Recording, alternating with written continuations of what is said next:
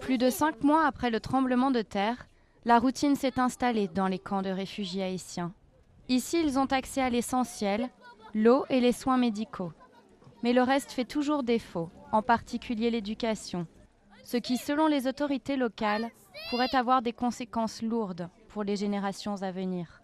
J'ai des petits frères et des petites sœurs. Ils ne vont pas à l'école pour apprendre.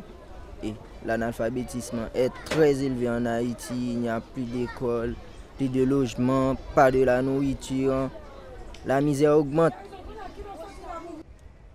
Si le pays s'est vu promettre une aide de 10 milliards de dollars, peu d'argent est déjà arrivé et les infrastructures du gouvernement ont été détruites. Ici se trouvait le palais présidentiel, et là, l'ancien ministère de la Justice.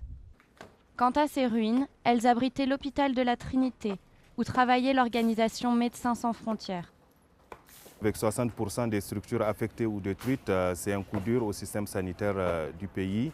Et surtout, ce qu'il faut retenir, ce tremblement de terre a eu lieu au niveau de la capitale. Donc, surtout, c'est les structures de référence qui ont été affectées.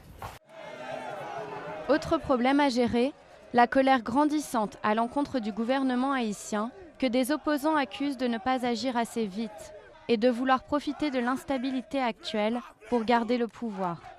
Des milliers de manifestants ont défilé pour réclamer la démission du président et son remplacement par un gouvernement provisoire. Une solution qui n'est pas vue d'un bon œil par la communauté internationale qui y voit un risque de chaos supplémentaire. La communauté internationale soutient le gouvernement pour que les élections soient organisées cette année de façon à ce que le président transmette le pouvoir d'ici février prochain. Le président l'a dit. Il dit qu'il est prêt à passer le pouvoir à un gouvernement démocratiquement élu, ce qui est le souhait de toute la communauté internationale. Et la date des élections n'est pas l'unique échéance à laquelle Haïti est confronté.